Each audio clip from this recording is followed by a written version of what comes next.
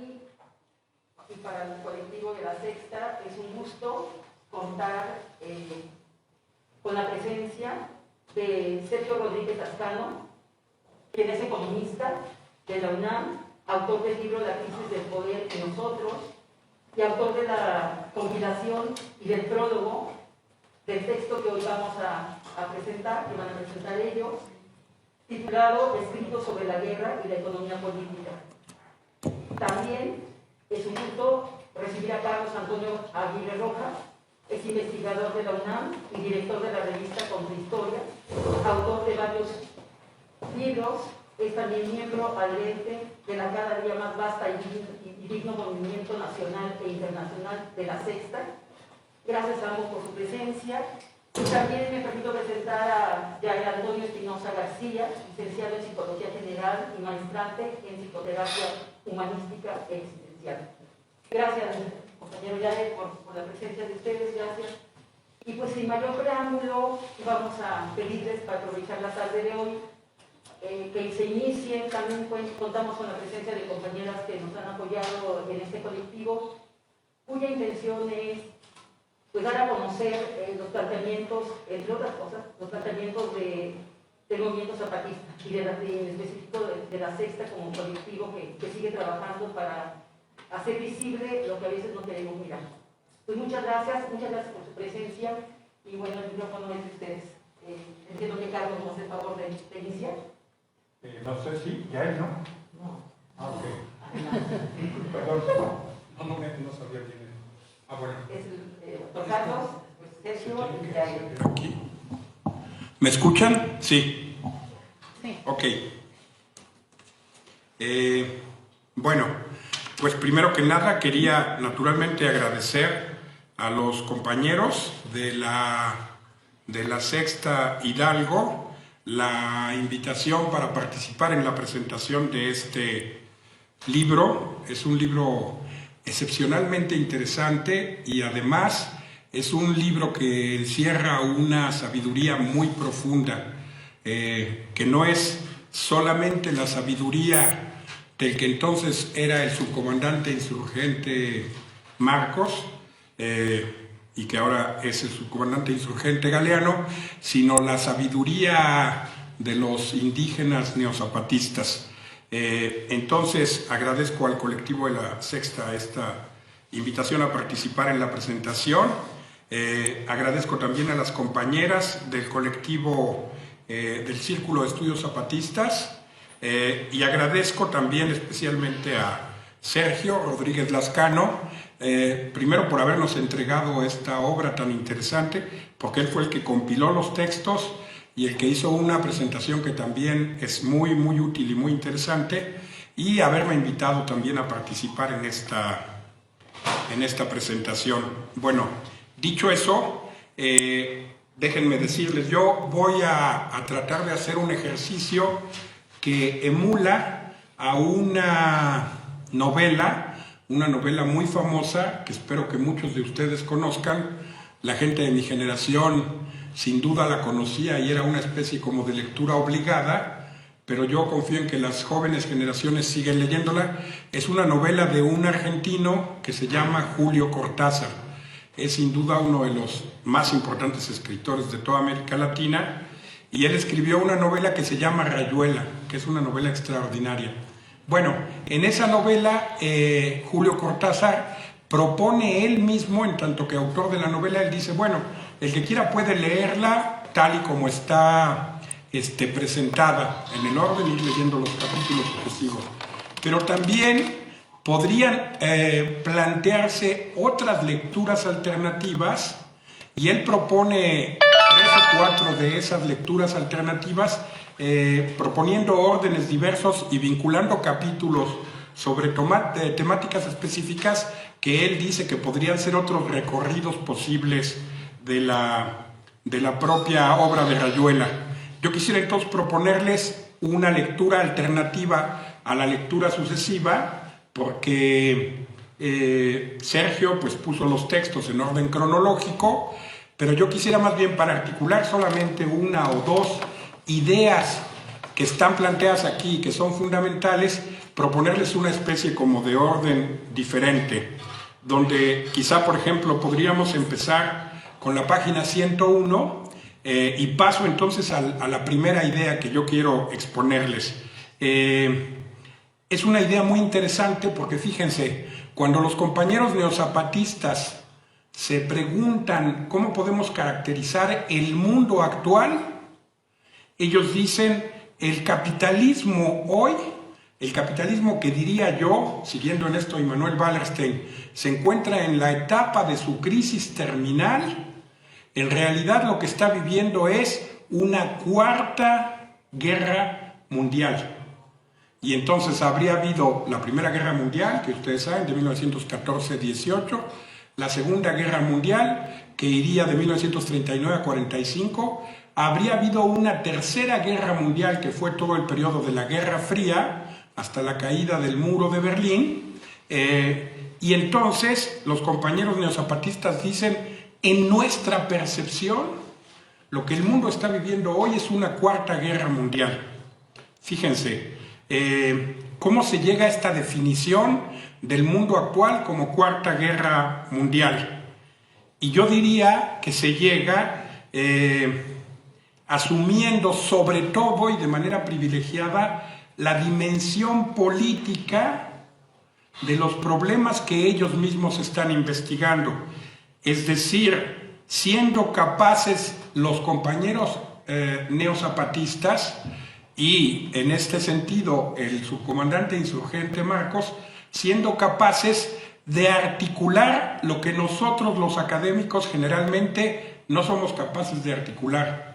Ustedes que son estudiantes de aquí de la UPN padecen este sistema universitario que nos enseña a creer que el mundo está fragmentado y que existe en compartimentos estancos tan ridículos y absurdos como los que los académicos tendemos a reproducir. Y entonces se nos enseña como si la economía funcionara de manera independiente y aislada absolutamente de todo lo demás. Como si la política fuera una esfera absolutamente autosuficiente, como si la cultura fuera otra cosa que no tiene nada que ver ni con política ni con economía, como si lo social estuviera absolutamente desconectado y fuera capaz de explicarse por sí mismo. Fíjense, todos los académicos reproducimos en mayor o menor medida esto. Si ustedes leen los textos, por ejemplo, de Robert Kurz, o leen los textos de François Chesnais, o leen los textos de Immanuel Wallerstein, encontrarán muy interesantes caracterizaciones económicas, o sociales, o políticas, o culturales del mundo actual. En cambio, los zapatistas, cuando dicen que el mundo actual es la cuarta guerra mundial, lo que están haciendo precisamente es reconectar todo, reconectar de un solo golpe lo económico con lo social, con lo político, con lo cultural. Fíjense, les voy a leer una cita muy simpática. Después de la página 101 tendrían que pasar a la página 94, y en la página 94, fíjense, está don Durito de la Lacandona criticando y comentando al subcomandante Marcos, porque le dice que su ponencia sobre el neoliberalismo y la globalización es muy mala y que no está bien hecha y que tiene que reescribirla completa, y de repente le dice esta parte sobre la economía está demasiado política, esta de la cultura está muy económica, la política está muy culturalizada y lo social tiene todo menos sociedad. Así las cosas tenemos que no sirven. Entonces, esta es evidentemente una ironía de don Durito de la Lacandona, pero precisamente lo interesante de los zapatistas es que ellos son capaces de ver justamente la economía como política, la política vinculada a la cultura con sus fundamentos sociales, lo social reconectado con lo económico, con lo político, etc. Y a partir de eso llegan a la conclusión de que lo que estamos viviendo es una cuarta guerra mundial. Y entonces preguntaríamos, ¿qué cosa es esa cuarta guerra mundial?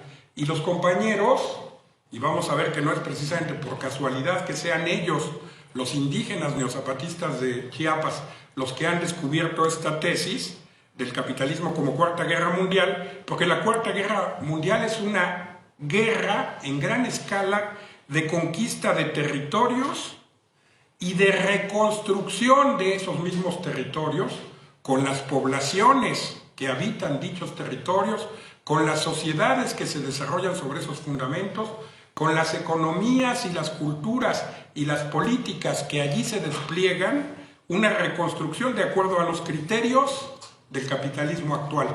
O sea, la Cuarta Guerra Mundial consiste en apoderarse de nuevas tierras y territorios, apoderarse de recursos naturales, apoderarse de ciudades, apoderarse de campos, apoderarse de países enteros.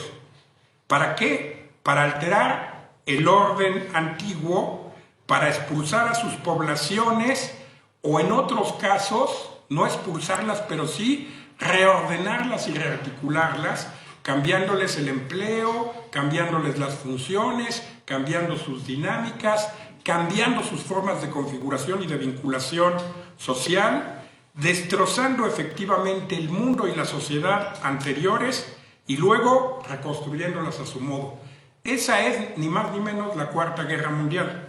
Y voy a poner un ejemplo concreto de este proceso de destrucción, rearticulación, alteración, modificación, desorden, reordenamiento, más adelante para el caso de México. Un punto logístico, no sé cuánto tiempo llevo, pero cuando yo lleve 25 minutos, alguien me puede decir, para que no exceda la media hora que me fue concedida, entonces, y ahí me voy a pagar como un disco. No es cierto. No, cuando falten solo 5 minutos. ¿Ok? Perfecto. Bueno, entonces, fíjense, la pregunta es, ¿y por qué fueron los zapatistas los que fueron capaces de darse cuenta de esta Cuarta Guerra Mundial en curso? Y entonces, el subcomandante Marcos también nos dice la razón.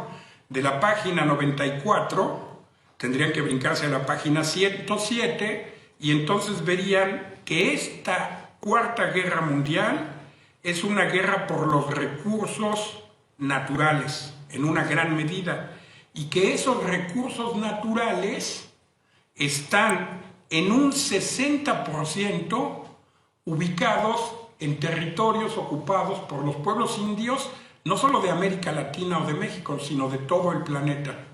Y esto lo dice un funcionario de la Organización Internacional del Trabajo, es decir, alguien para nada sospechoso de simpatías con los zapatistas o con las clases oprimidas. Eso lo dice Ian Chambers, director de la Oficina para Centroamérica de la Organización Internacional del Trabajo de las Naciones Unidas, declaró que la población indígena mundial, calculada en 300 millones, vive en zonas que tienen el 60% de los recursos naturales del planeta.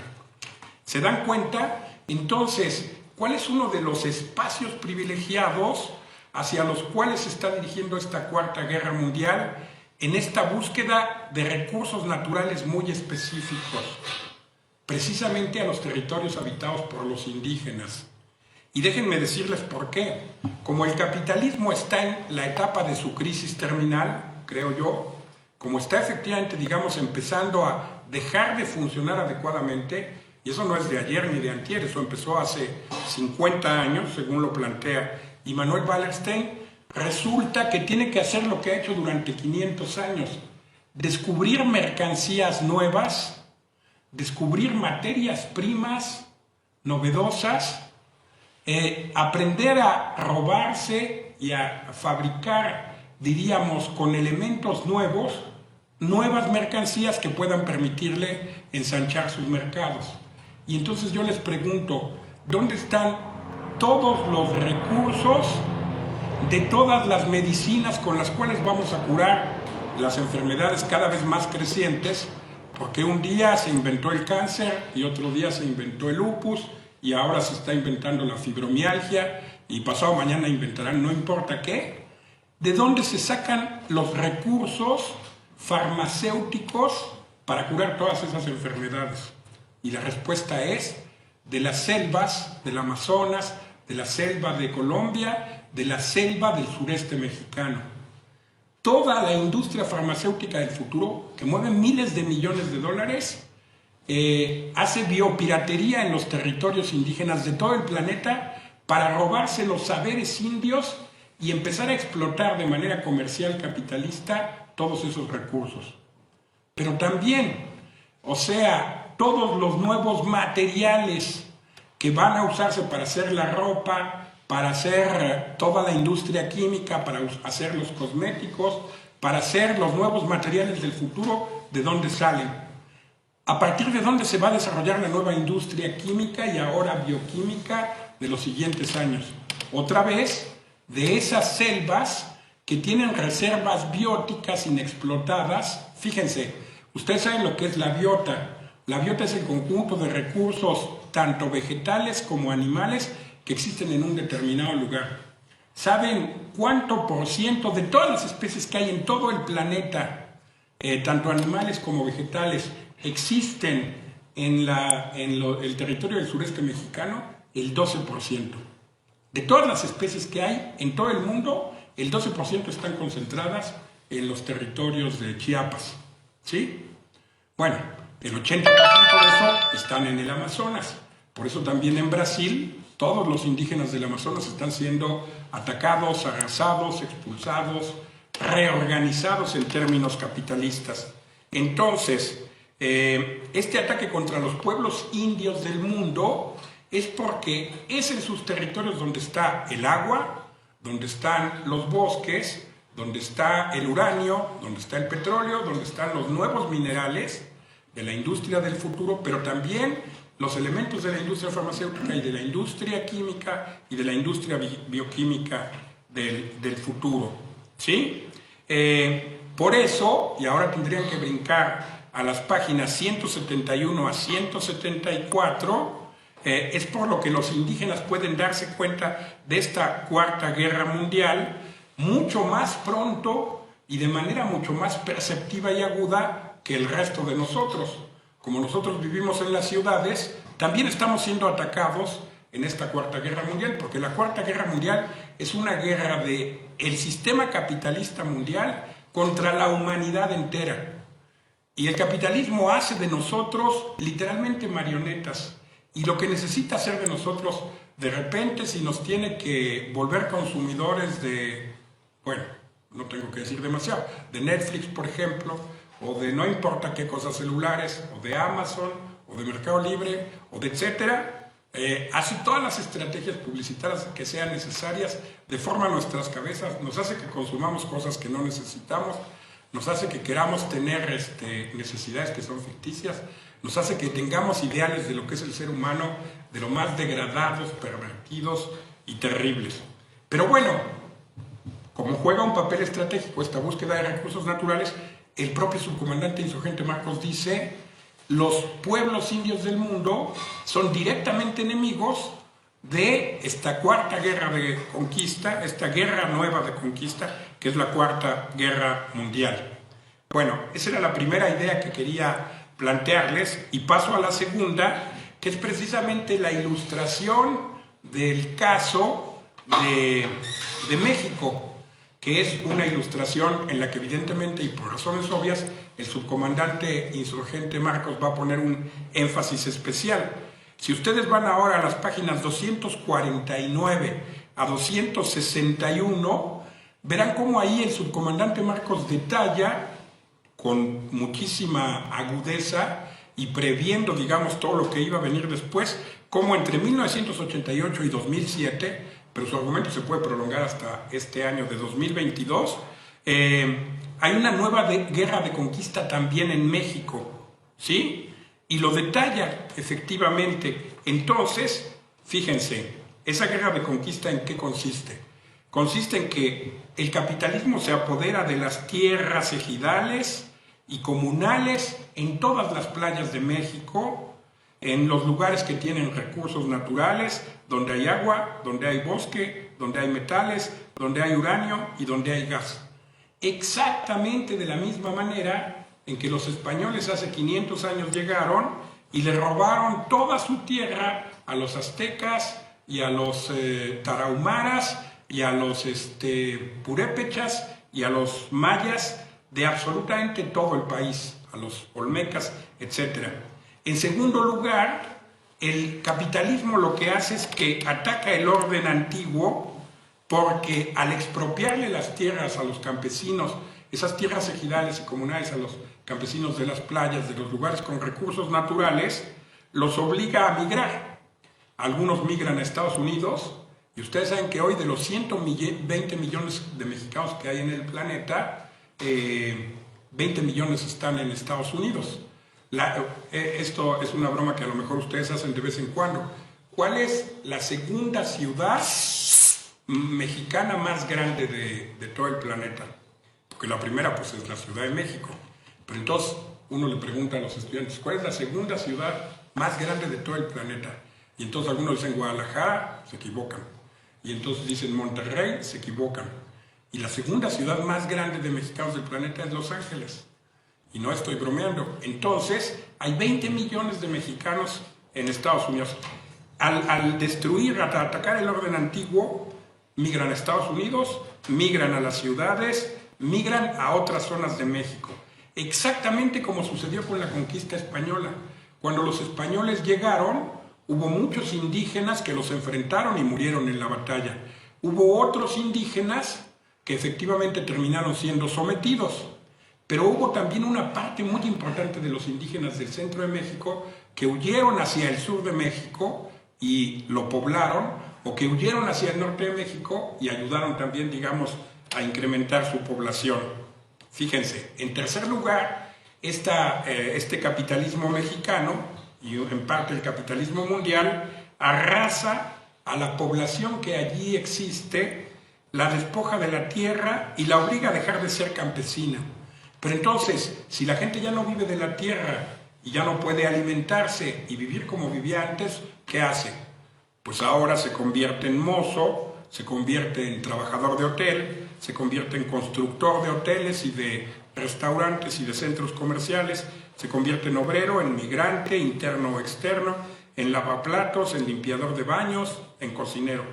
Exactamente como sucedió con la conquista española, cuando llegaron los españoles y a muchos de los indígenas los obligaron a ser trabajadores en las casas de los españoles, los obligaron a servir en la casa del amo, a ir a trabajar a las minas, que entonces empezaron a ser explotadas, los empezaron a obligar a sembrar otro tipo de cultivos que no eran sus cultivos tradicionales, los cultivos que a los españoles les interesaban.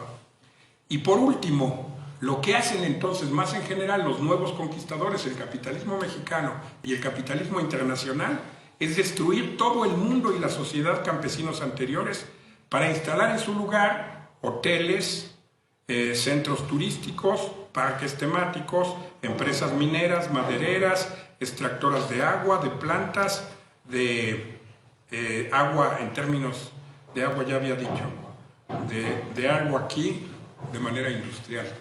Ven, ni siquiera yo entiendo mi letra. Como sucede exactamente en el caso de España, que instaura el nuevo mundo español y instaura las nuevas ciudades y empieza a desarrollar la minería y desarrolla la ganadería y empieza a desarrollar los obrajes que no eran conocidos en México. Fíjense, este es un ejemplo, pero hay muchos ejemplos a todo lo largo y ancho del planeta de esta expansión del capitalismo, de esta expansión aguda y desesperada. Porque como el capitalismo está empezando efectivamente a ser cada día más disfuncional, tiene desesperadamente entonces que encontrar esas nuevas mercancías, esos nuevos mercados, esos nuevos territorios y robar esos recursos naturales que antes no había explotado, etc. ¿Tengo todavía tiempo? ¿Cuánto me queda? ¿5? Justo ya llegué a 5. No me digan. Bueno, en fin. Si hacen preguntas, quizá pueda desarrollar entonces el tercer punto, que solo voy a enunciar y cierro con el colofón. La pregunta es qué hacer frente a esto. ¿Y saben por qué es muy interesante este texto? Porque esta es una compilación de textos que se despliegan entre 1997, el primero, y el último en 2007. Cubre un arco de 10 años. Fíjense, es muy interesante porque desde 1997 los compañeros neozapatistas estaban planteando que tenía que crearse a nivel planetario un vasto movimiento, y ellos se burlan y dicen, pero no es una nueva internacional, porque hubo la primera, la segunda, la tercera y la cuarta. Dicen, no queremos fundar la quinta, ni la sexta, ni la séptima internacional. No queremos un partido mundial. No queremos un comité que decide por encima de todos los otros. Lo que tenemos que crear es una red de rebeldías mundial que se interconecta, que intercambia experiencias, que dialoga entre sí y que hace que los unos aprendan de los otros. Y que a partir de lo que todos juntos aprenden, lleva adelante la lucha. Esto está dicho en 1997. Es exactamente lo que fue la otra campaña del año de 2006 y 2007, pero primero fue planteado como un proyecto a nivel internacional. Y 10 años después se planteó como un proyecto nacional, y eso fue todo el movimiento de la otra campaña de 2006 y 2007, que luego, en 2012, se convirtió en el movimiento actual de la Sexta. Ahí tendrían que ir a las páginas 143, 148. Bueno, y termino entonces mi intervención diciéndoles, fíjense, alguien podría preguntarse, ¿cuál es la página que a Carlos Aguirre más le gusta de todo el libro? Y entonces alguien podría pensar que las páginas que más me gustan de todo el libro son las páginas 275, 276. Y si no compran el libro no van a saber por qué. Digo, la vida es dura, pero debo decirles que si lo compran van a saber por qué, porque erróneamente alguien creería que esas son las páginas que más me gustan. Además, si lo compran hoy, van a poder llevarse gratis una revista Contrahistorias y un libro también editado por Contrahistorias. Y si no lo compran hoy, van a sufrir mucho y van a ser mucho menos sabios de lo que serían si lo compran y naturalmente si lo leen. Bueno, ¿saben cuál es la página? Así que tendrían que ir solo para desechar y ver las páginas 275, 76. Pero en realidad las páginas que más me gustan a mí de todo el libro son las páginas 300 y 301. ¿Y saben por qué son las que más me gustan? Este es un pequeño colofón de un texto del subcomandante, de los que presentó en el coloquio de homenaje a Andrés Aubry, y entonces escribe un textito que se llama Respuestas simples a preguntas complejas. Y entonces la sexta pregunta, se las voy a leer, dice, sexta pregunta, ¿por qué los neozapatistas siempre parecen estar contentos, aunque tengan errores, problemas y amenazas?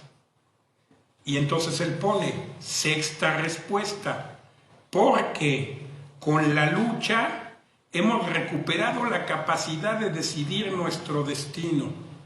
Yo aquí hago un corchete cuadrado. Decidir su destino para los zapatistas quiere decir ni más ni menos que construir su propia autonomía. Cierro el corchete. Porque con la lucha hemos recuperado la capacidad de decidir nuestro destino, es decir, de crear nuestra autonomía. Y eso incluye, entre otras cosas, el derecho a equivocarnos nosotros mismos.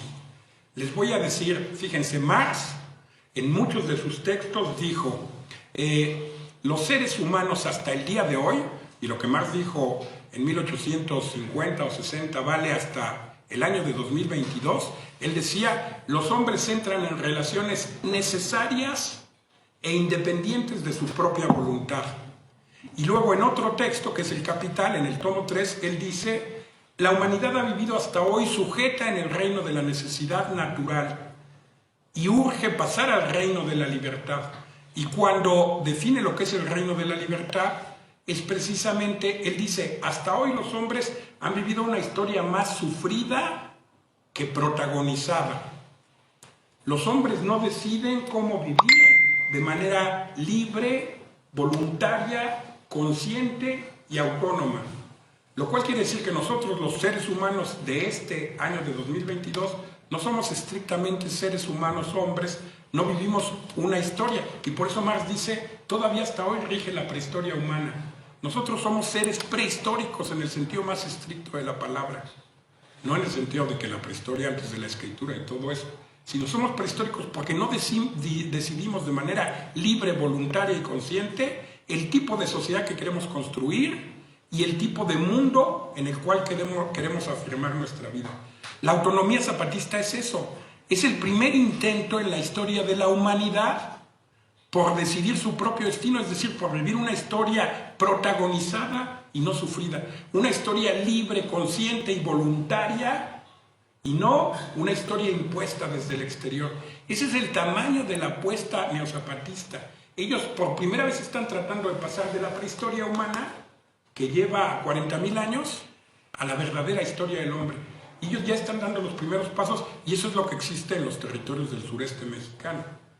Muchos de ustedes, o algunos de ustedes, yo sé que han ido allá porque los he visto, muchos de ustedes no han ido, y de veras, les juro, si ustedes van a Chiapas, a los caracoles zapatistas, es una experiencia que los va a marcar para el resto de su vida, y los va a marcar para bien. Es una de las experiencias más extraordinarias que puedan vivir en su vida entera, y no los va a dejar indemnes. Bueno, y vuelvo entonces al punto. ¿Por qué están contentos aunque se equivoquen, aunque tengan el ejército encima, aunque los hostiguen, aunque cometan errores? Porque están tratando de construir su autonomía. ¿No es fantástico? Mi lectura de esta rayuela se acaba en la página 300-301. Gracias.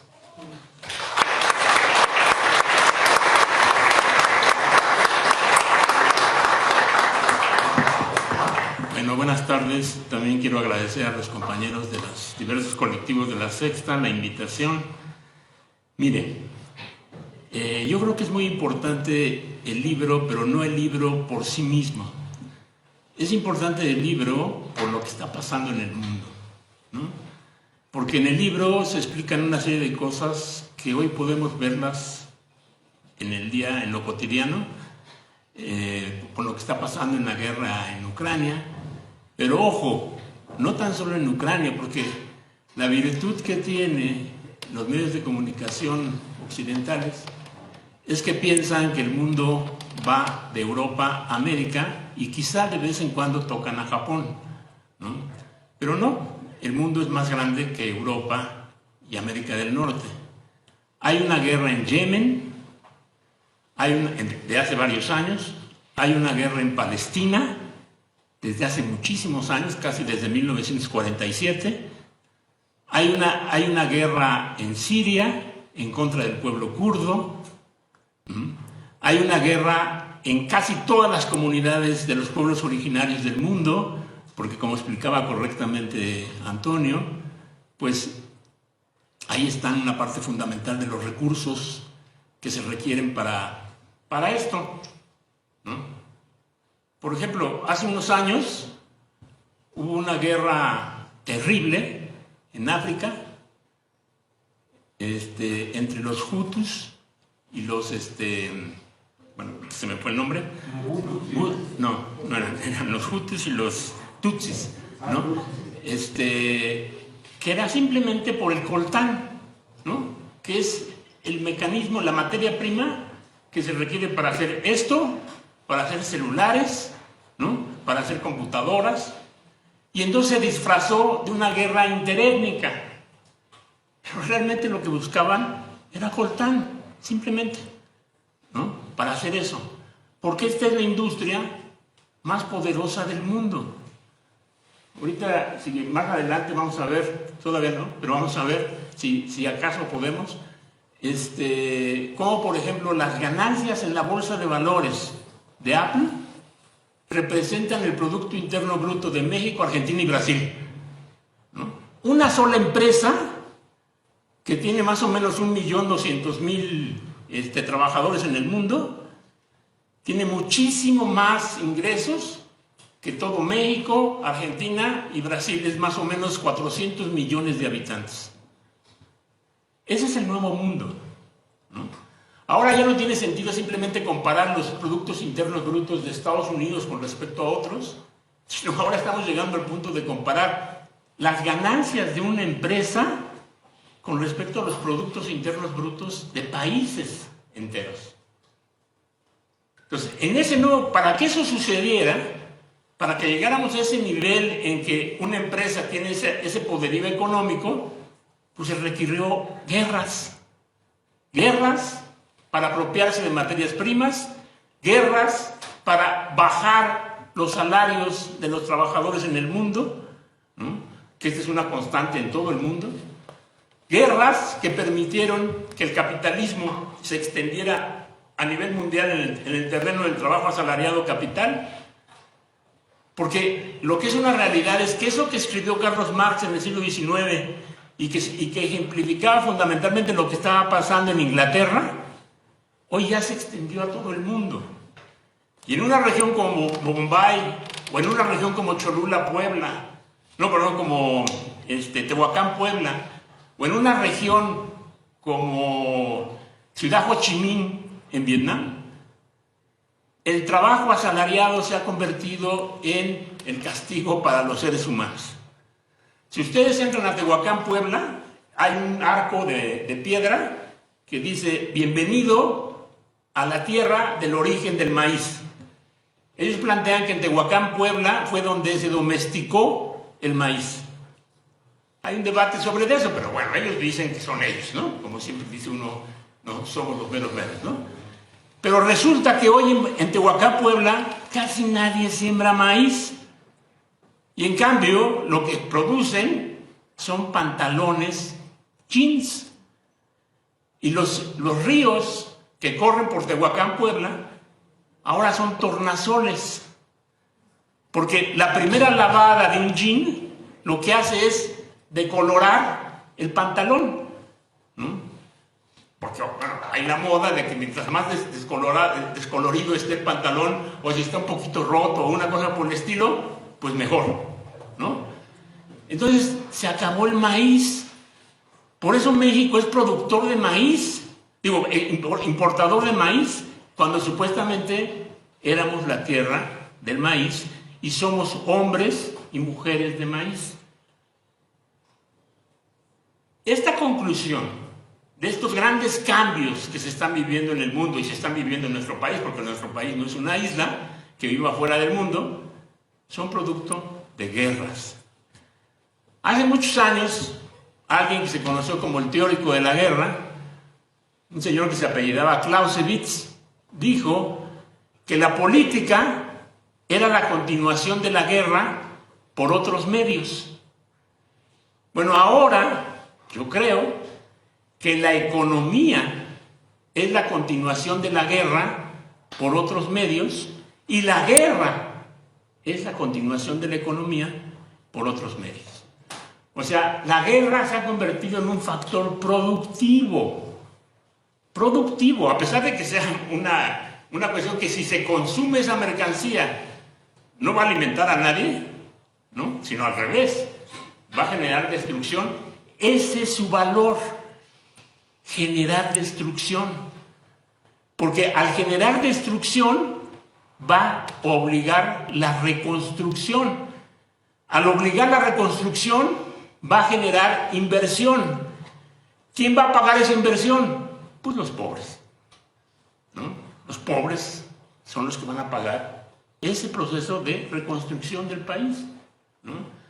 Hoy Ucrania está empezando a ser devastada, ¿no? Y están mandando armas y armas a Ucrania para tratar de repeler la invasión rusa. Pero algún día, si acaso puede, si acaso no es dominado por Rusia, el mismo pueblo ucraniano va a pagar esas armas que le están dando. Un ejemplo, cuando se decidió la invasión a Irak, el vicepresidente Dick Cheney había sido miembro de la dirección de una empresa encargada de la fabricación de armas. Esa empresa recibió el contrato de la reconstrucción de Irak antes de que se declarara la guerra. ¿Sí? Antes de que se declarara la guerra ya había una empresa que iba a reconstruir Irak. Por eso les digo, la guerra es un gran negocio, ¿no? un gran negocio. Si uno suma todas las ganancias de las industrias militares en el mundo, en especial en Estados Unidos, que es donde hay más armas, posteriormente en Rusia, en segundo lugar en Rusia, más o menos representa el 87% del Producto Interno Bruto mexicano. Y en los últimos tiempos, desde que empezó la guerra de Irak, ha ganado más o menos cerca de 85 mil millones de dólares. Porque ya no son los países simplemente los que hacen las guerras. Esos países, esos gobiernos, esos estados compran el material bélico a empresas. Por eso las guerras ya no pueden ser analizadas en la forma vieja de la geopolítica. Porque la geopolítica es una forma de estudio que, fíjense bien, analiza estados, correlación de fuerzas militares, correlación de fuerzas económicas, pero nunca habla de lo más importante, la gente. O sea, para la geopolítica, la gente no importa. La gente es daño colateral, únicamente daño colateral, ¿no? Entonces, por eso, ¿no?, el análisis que nosotros debemos hacer sobre las guerras no puede ser geopolítico, o no puede ser nada más geopolítico, ¿no? Hay que analizar una guerra, pues, como lo que es un proceso de destrucción para ganar el dominio y el control económico, ¿no? Esas son las guerras, ¿no? Yo hice un PowerPoint, no tanto para repetirlo aquí, sino para dejárselos a los que estén interesados. Pueden venir con la compañera, le traen su USB y les da una copia del PowerPoint. Quisiéramos que todos compraran el libro, pero también ya quedan muy poquitos porque fue un éxito editorial este libro, salió en 2017, entonces ya quedan muy pocos, ¿no? Pero yo lo que traté de hacer es un resumen apretado, muy apretado, de eso, con algunos comentarios míos. Entonces, miren, ¿podemos pasarle?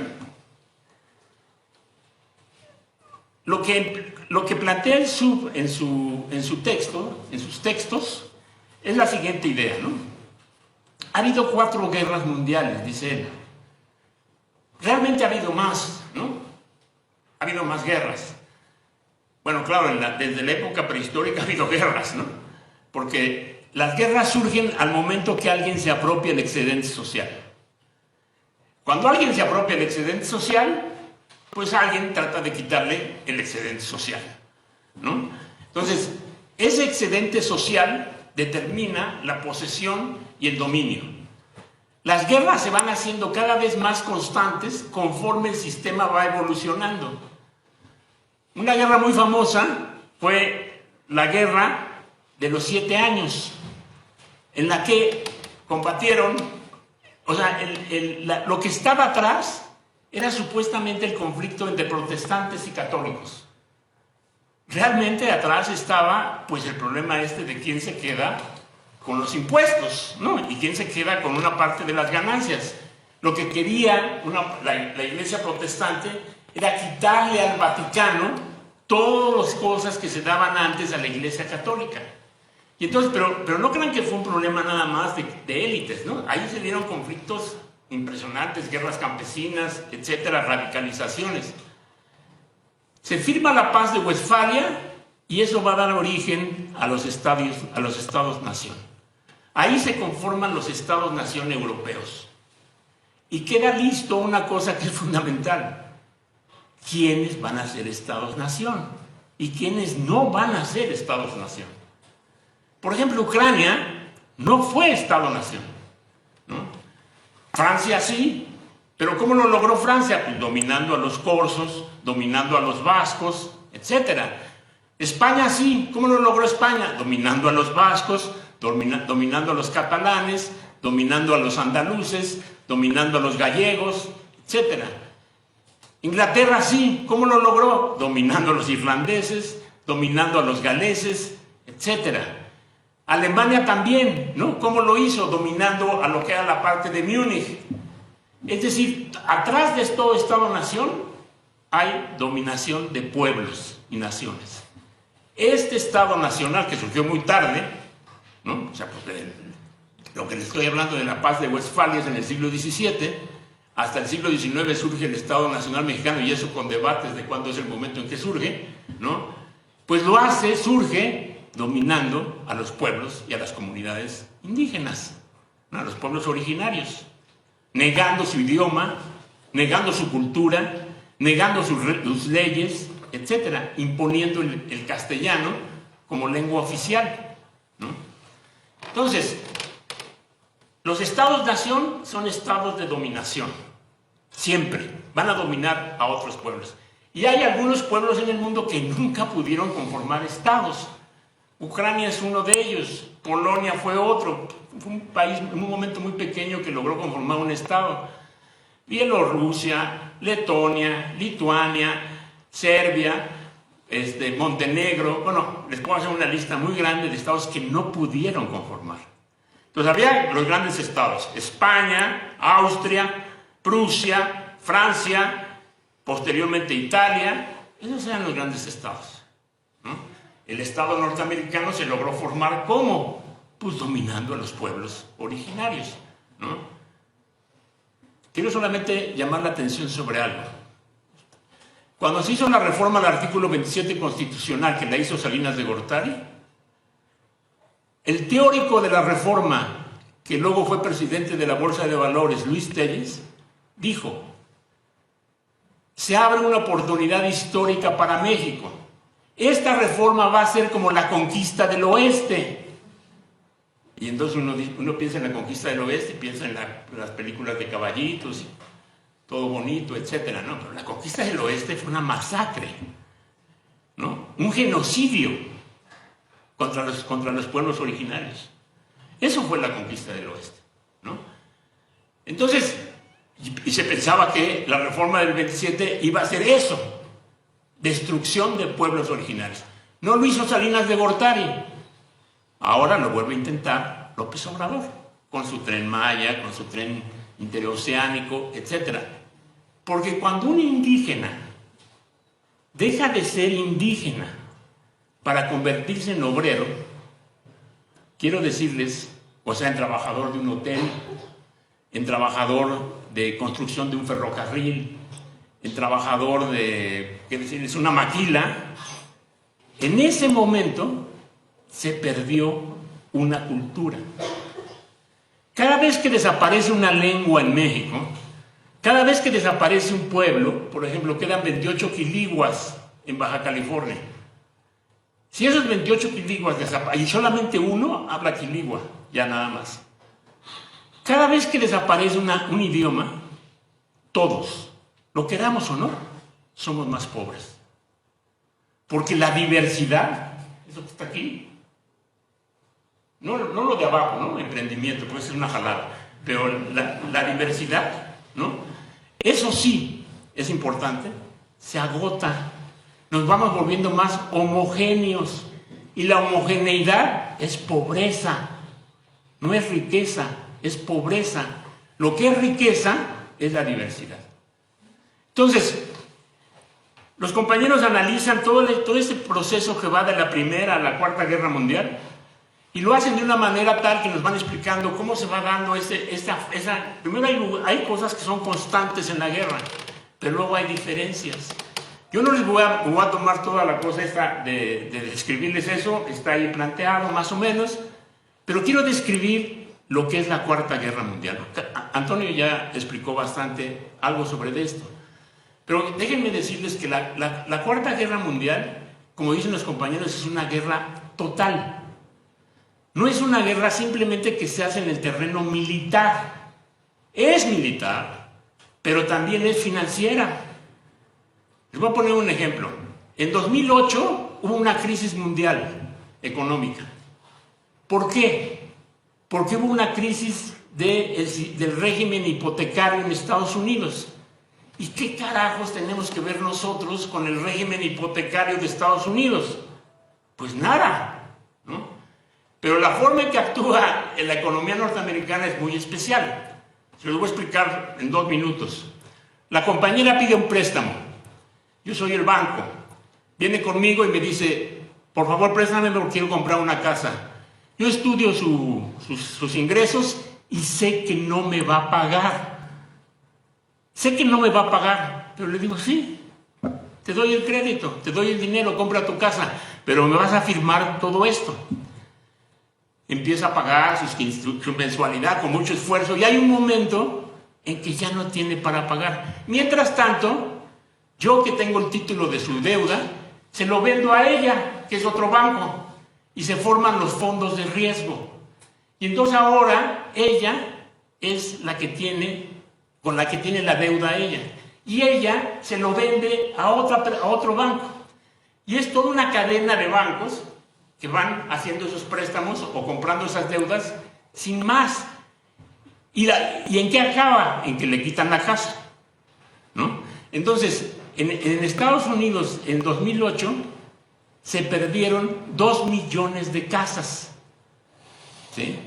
Pero ¿a quién las tiene? ¿Con quién se quedaron? Con los dueños del dinero, que aparte le cobraron intereses, ¿no? Y entonces se quedaron con el dinero que pagó de intereses y con una casa. Bueno, muy bien, allá ellos y su sistema tan complejo. ¿Pero qué tenía que ver eso con México o con Colombia o con Francia o con Italia? Pues resulta que la economía norteamericana, los bancos, por lo menos 3 bancos importantes quebraron y eso generó una crisis mundial. Esto es como la teoría esta del caos, ¿no? De que si una mariposa vuela en África, puede llover en México. O sea, acá no se pagó una hipoteca, la compañera no pagó su hipoteca y todo el mundo entró en crisis, ¿no? Entonces, esa es la economía mundial ahora. La economía mundial no es la suma de economías nacionales, eso lo explican los compañeros. No es la suma de economías nacionales, es la interrelación, la interpenetración, la vinculación de todas esas economías con un sector muy poderoso de empresas norteamericanas que hoy son las empresas más poderosas del mundo como nunca antes había existido. BlackRock, Apple, la industria bélica, la fusión entre Bayer y Monsanto, que dio la empresa más grande del mundo, ¿no? Esas son las nuevas grandes megalópolis que determinan mucho de las cosas que pasan en el mundo. No es simplemente un gobierno o un estado. Estamos viviendo una época en que el capital financiero decide las cosas. Y la guerra, a diferencia de lo que pensábamos hace años, ¿no? Que era la teoría con la que estudiamos economía, ¿no? Que es el capitalismo requiere paz social para lograr la explotación. Ahora no. El capitalismo requiere del caos, requiere de la guerra, requiere de la destrucción para poder avanzar. ¿Por qué? Porque la guerra, la destrucción y el caos purifica el mercado, concentra más el capital, concentra más las fuerzas militares, concentra más el poder. Y ese proceso de concentración es clave para asegurar tanto el proceso de reproducción del capital como el proceso de reproducción de la dominación. Y eso se combina con desprecio y con represión, ¿no? Como nunca en la historia de la humanidad hay racismo, ¿no? Claro, uno puede decir, bueno, pero los nazis y todo eso, sí, pero eso estaba sucediendo en Alemania, pero ahorita el racismo es mundial, la islamofobia es mundial, ¿no? Toda esta cosa que está sucediendo en diversas partes del mundo, en que, por ejemplo, para ponerles un ejemplo, hay refugiados ucranianos, pero los refugiados ucranianos son de 2 tipos. Unos son los ucranianos blancos y otros son los que llegaron a Ucrania refugiados de otros países y esos no les dan asilo en Polonia, en Hungría, en Rumanía, etcétera, porque su color de piel no es el indicado, ¿no? Bueno, eso refleja el grado de racismo, ¿no? Hace poquito acompañamos a los compañeros zapatistas a la gira por la vida en Europa, y yo vi una cosa que nunca había imaginado en París, ¿no? París, que es la ciudad, como decir, una de las ciudades más lujosas del mundo, ¿no? De mayor esplendor. En las calles de París, gente viviendo en casas de plástico, pero decenas de miles de personas viviendo en casas de plástico. ¿Por qué? Porque ya no hay norte y sur, ¿no? Antes se decía, el norte es el poderoso y el sur es el débil. El norte explota al débil, pero ya no es así, porque en el norte hay millones de pobres, pero millones de pobres y cada vez más pobres, ¿sí? Y la pobreza en el norte, créanme que es bastante difícil, ¿eh? Porque combinar un abrigo de mink con gente que está muriéndose de frío, pues es una cosa de un choque impresionante, ¿no? Entonces, hoy en el norte hay una gran pobreza, y en el sur hay un puñado de ricos que forman parte de la élite de los ricos del mundo, ¿no? Aquí en México pues tenemos varios, Carlos Slim, Salinas Pliego, Balleras, Han Rom, etcétera, forman parte de ese rubro. Y ahí están 113 rusos multimillonarios que también forman parte de esa élite, ¿no? Y están más o menos 325 chinos que también forman parte de esa élite. Y ese es el capitalismo mundial, ¿no?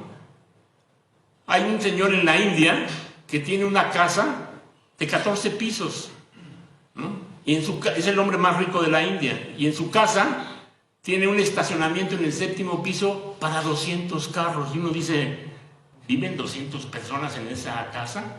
No, viven 9. ¿No? Pero él tiene un estacionamiento para 200 personas, tiene un auditorio, tiene un squash, tiene una cancha de tenis, tiene su frontón, tiene su piscina. Y todo el mundo dice, ¿para qué todo eso? Entonces, ya no es simplemente decir, vamos a luchar contra Estados Unidos, porque nos domina. Bueno, pero también hay gente en México que nos domina, ¿no? Está Slim, ¿no? Están todos ellos, ¿no? Porque miren, conforme la internacionalización y globalización del capital se desarrolló, paralelamente a esa internacionalización y globalización, se dio una especie de respuesta, de reacción nacionalista. O sea, algunos sectores de las propias clases dominantes empezaron a formular una teoría nacionalista porque se sentían víctimas de ese proceso de internacionalización y globalización del capital, ¿no? Entonces, y surgió los nuevos grupos profascistas o protofascistas, como Vox en España, que por cierto hizo una declaración hace poquito diciendo que el más grande estratega geopolítico del mundo era Vladimir Putin, ¿no? Eso lo digo porque alguna gente de izquierda tiene siente identidad con Putin. Bueno, les quiero decir que tienen la misma línea de los fascistas de España, de Vox. Y por eso también Marine Le Pen fue a pedir un préstamo, ¿no? La fascista francesa fue a pedir un préstamo y le otorgaron un préstamo para que participen los rusos, para que participaran en Francia. Y por eso Salvini de Italia hizo lo mismo. Y por eso Víctor Orbán también hizo lo mismo de Hungría. Entonces, esas reacciones nacionalistas hay que verlas con mucho cuidado, ¿no? Ya no es el mismo nacionalismo de hace años. Es como aquí, ¿no? O sea, se puede pasar horas y horas repitiendo la misma cosa contra el neoliberalismo, Andrés Manuel López Obrador, pero tener un acuerdo de libre comercio con Estados Unidos y Canadá.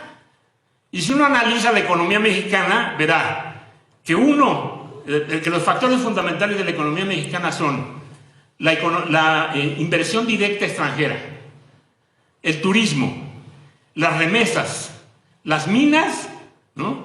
Y todo lo que es préstamos extranjeros. ¿Por qué? Porque no hay procesos productivos propios. No los existen. No existe eso. Hubo una época que en México se hacían carros mexicanos.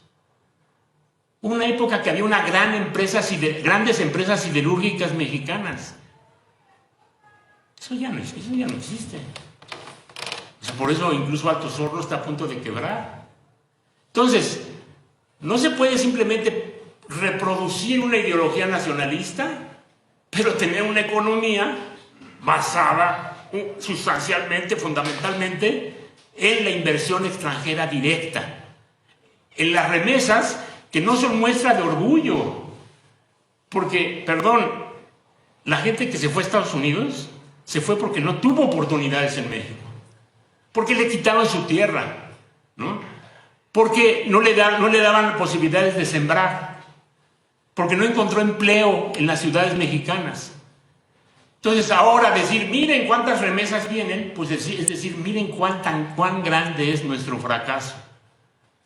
Nuestro fracaso es tan grande que miren cuántas remesas llegan. Y si entendemos que hay 180 millones de migrantes en el mundo, entenderemos la dimensión del problema. México es el segundo lugar en el mundo con más migrantes. El segundo lugar. ¿Sí? Cerca de 20 y tantos millones de mexicanos migran a Estados Unidos. Entonces, ese proceso de destrucción, todo eso, es una combinación con guerras. Entonces ahora ya no es posible como antes agarrar y hacer un análisis que simplemente diga, a ver, vamos a analizar la guerra como se analizaba en la Primera Guerra Mundial.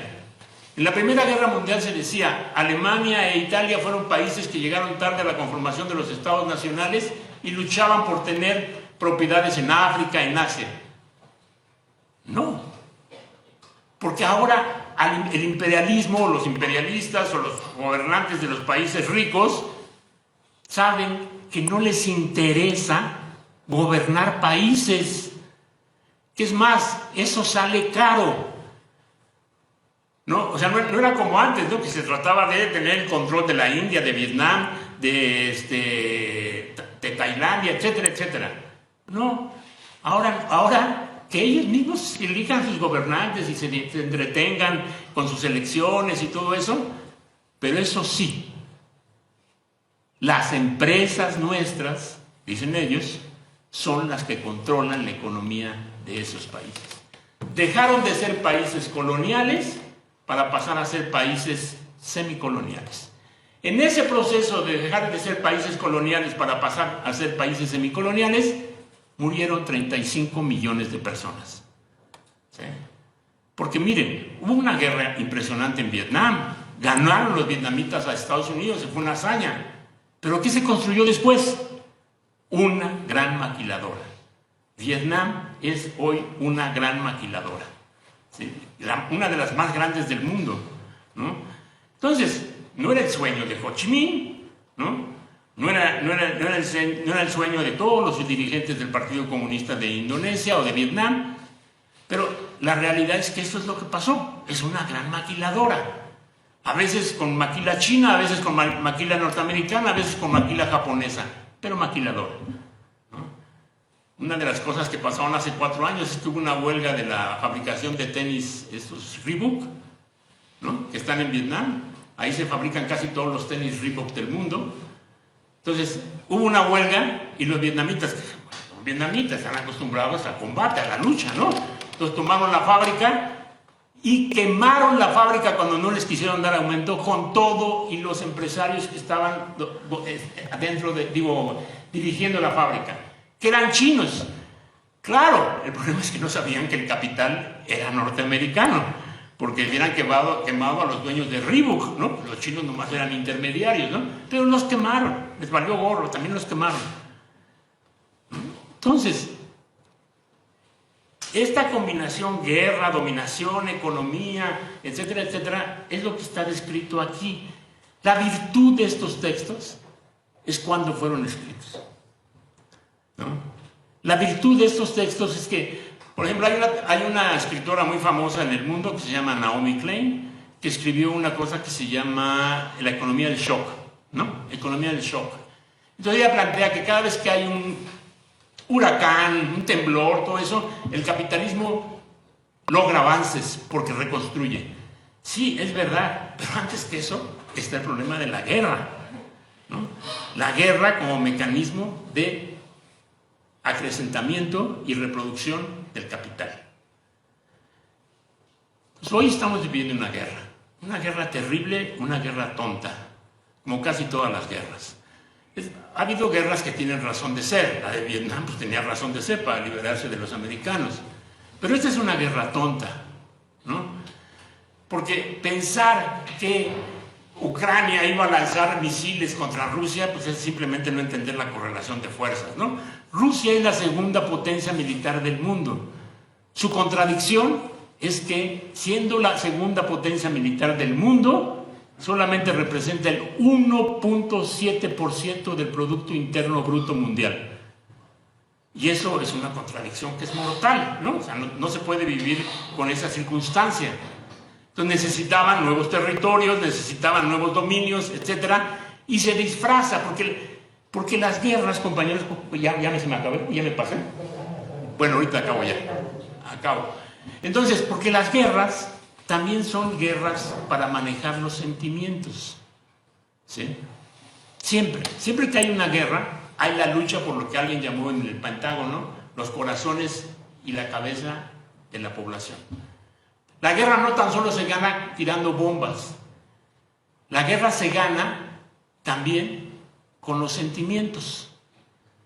Entonces, nosotros estamos bombardeados de comunicación de Occidente, ¿no? O sea, nos bombardean todos los días con todas las imágenes de las masacres de Ucrania. Claro, hay una razón de esto. La invasión fue de Rusia a Ucrania, ¿no? Si no hubiera habido esa invasión, pues no pasa eso. En la Primera Guerra Mundial, la gente de izquierda, los socialistas, discutieron, ¿no? Y había una posición de Rosa Luxemburgo, Lenin, muchos que decían, si estalla la primera, si los magnates, los gobernantes quieren estallar una guerra, nosotros declaramos la huelga general insurreccional. Y esa fue la posición de todos los socialistas de Europa. Pero llegó la guerra y empezaron a buscar justificaciones. Entonces la socialdemocracia alemana decidió que era el momento de decir, vamos a liberar a Rusia de la porquería zarista para que haya libertades. Y eso va a permitir después el triunfo del socialismo. Y los franceses decían, vamos a liberar a Alemania de los militaristas prusianos. Y estalló la guerra. Y quiero decirles que cuando estalló la guerra hubo fiestas en Europa, ¿sí? Se vivía la Belle Époque, ¿no? Entonces todo el mundo salía así, bravo, guerra, qué bueno, ¿no? No sé qué. Y de repente llegó el Marne. El Marne es una población, ¿no?, donde se enfrentaron 2 veces alemanes y franceses y otros, y murieron 500,000 en una barricada, ¿no? 500,000 personas, ahora sí que disparándose unos a otros a lo tonto, ¿no? Y murieron 500,000 personas. Y de repente se acabó la fiesta. Y estalló la Revolución Rusa, ¿no?, como consecuencia de todo eso. Cuando en Israel justifican las masacres contra los palestinos, sacan a relucir Masada, ¿no? Y dicen, en el año 74 el Imperio Romano nos masacró y nos puso en el monte de Masada, y ahí masacró a todos y solamente unos logramos escaparnos. Y uno dice, sí, pasó eso, ¿no? Pinche ejército romano. Pero, ¿qué culpa tienen los palestinos? ¿No? ¿O qué culpa tienen los palestinos del holocausto alemán contra los judíos? Pues ninguna. Entonces, yo cuando explico el problema palestino lo explico así. Suponte que tú vives en tu casa. Bueno, más bien, suponte que tus tatarabuelos vivían en un edificio en el que había una parte árabe y una parte judía. Y los judíos son corridos, se van, la inmensa mayoría. Entonces quedan fundamentalmente árabes ahí en ese edificio. Y muchos siglos después, en 1946, 47, regresan los judíos y te quitan tu edificio. ¿Qué haces? ¿Luchas o no luchas? ¿Aceptas que te quiten tu edificio o te defiendes? Pero además llegan con muchas armas y ahora ya tienen bombas atómicas. Y acaba de pasar, hace unos días, que una periodista árabe que estaba filmando un enfrentamiento fue masacrada por el ejército sionista de Israel. Y ellos dicen, ¿para qué está ahí? Bueno, por una razón muy sencilla. Primero porque es periodista, pero segundo porque es su tierra, ¿no? O cuando Arabia Saudita bombardea Yemen, ¿no? Dice es porque estamos eliminando al fundamentalismo islámico. Pero ellos son los creadores del fundamentalismo islámico, ¿sí? No es por nada que Osama Bin Laden era de las familias gobernantes de Arabia Saudita, ¿no? Entonces es una mentira todo eso. Pero juegan con los sentimientos de la gente, ¿no? Ahora Putin dice, esto no es una invasión, esta es una operación militar para evitar el holocausto. Entonces dice, ¿pero holocausto? ¿Cuál holocausto, no? Están provocando un holocausto. Entonces, recuerden, es fundamental que cuando ven una noticia, la lean al revés, ¿no? Siempre hay que voltear las informaciones. Hay que tratar de buscar la raíz de las cosas. Y cuando lleguen a la raíz de las cosas, yo les aseguro, busquen el dinero, ¿no? Porque el dinero, ahora sí, si antes los teóricos de la novela policíaca francesa decían cherchez la femme, o sea, porque eran bastante sexistas, ¿no? Que era busca a la mujer para que sepas por qué fue el crimen, ¿no? En este caso es cherchez l'argent, busca el dinero para saber qué está atrás de la guerra. Y atrás de la guerra siempre, siempre está el dinero y está la dominación. Entonces les dejo esto por si lo quieren tener, lo pueden tener gratis con la compañera. Gracias.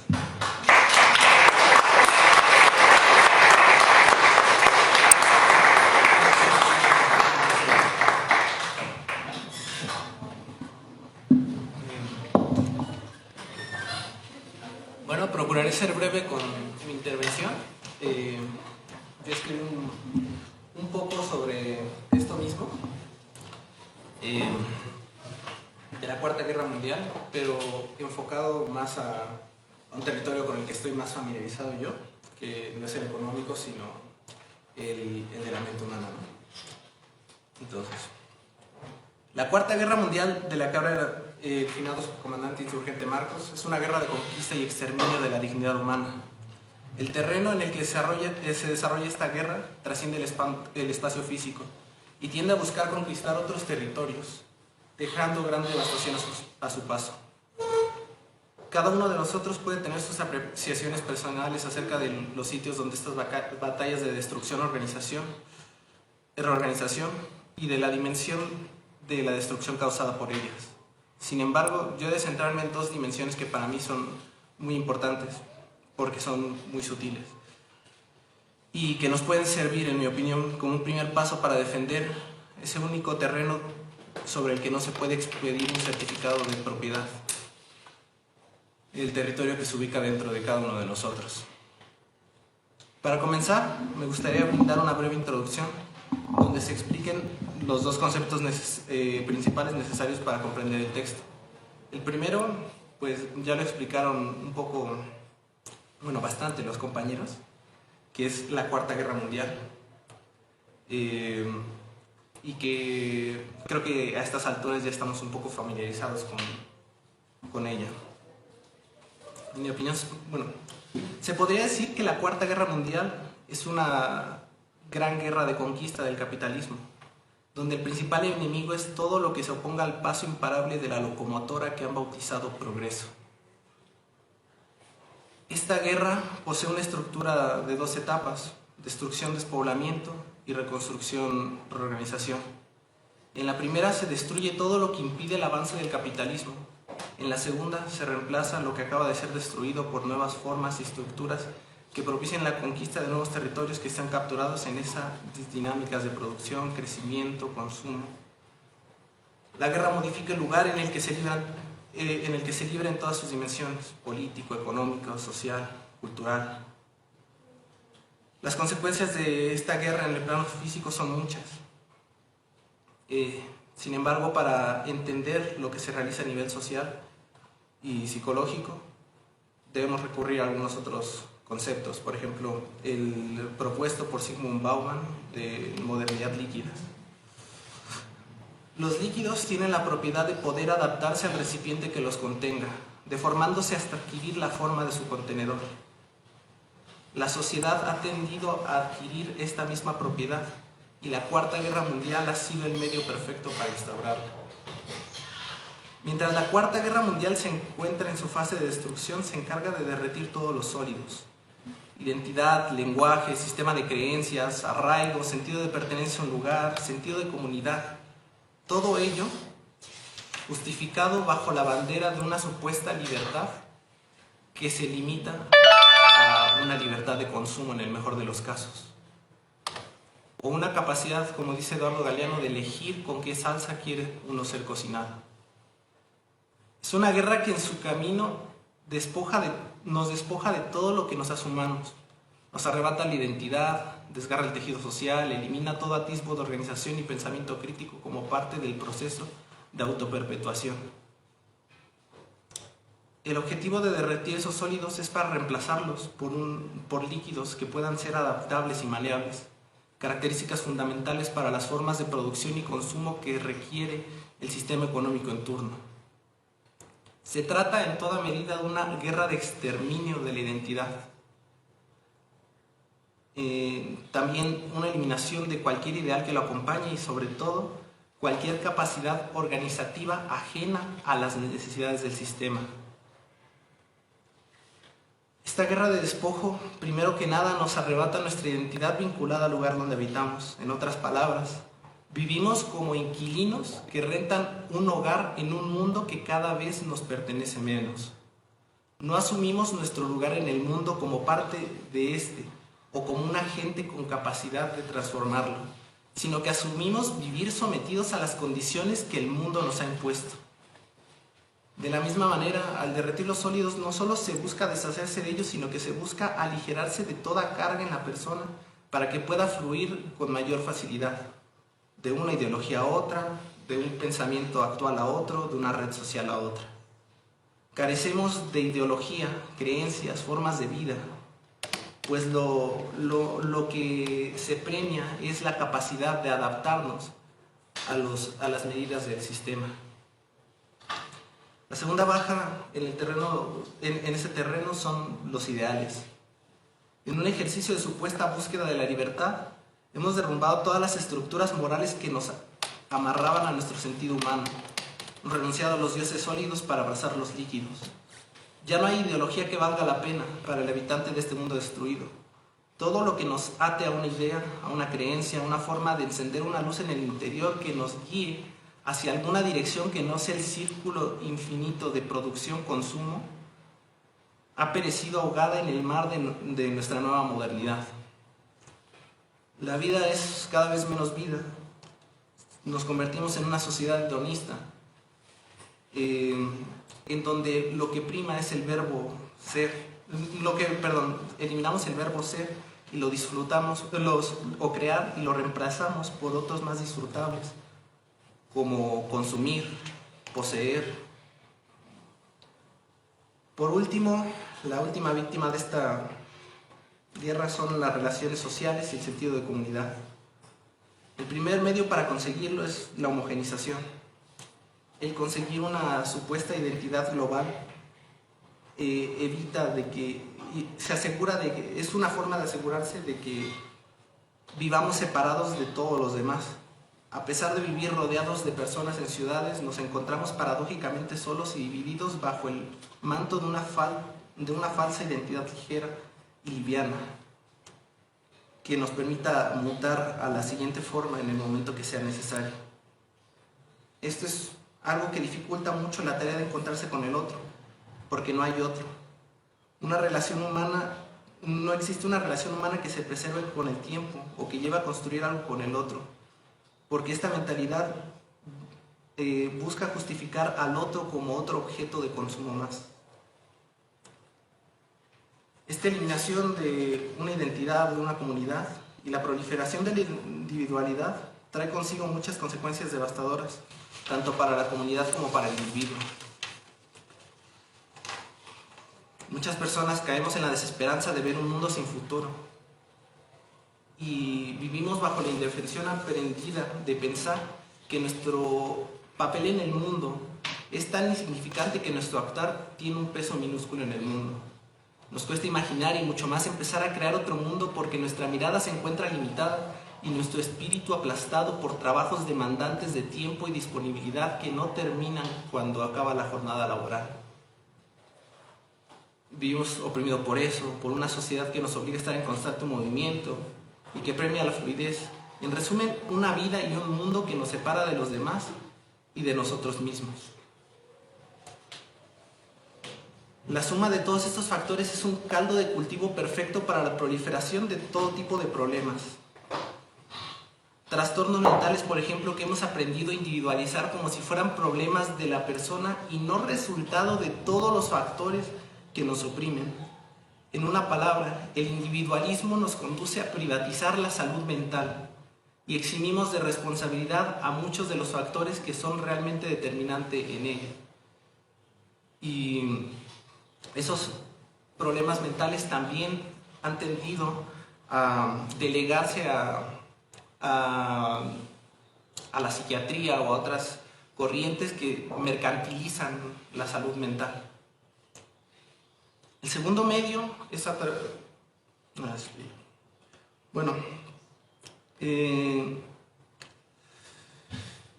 resumen, esta desesperanza e impotencia lleva a muchas personas a abandonar esa responsabilidad que tienen sobre sí mismos y esa capacidad de poder elegir sobre su destino en el mundo, porque nos vemos tan pequeños que somos incapaces de imaginar poder crear algo, pero creo que ser conscientes de ello es el primer paso.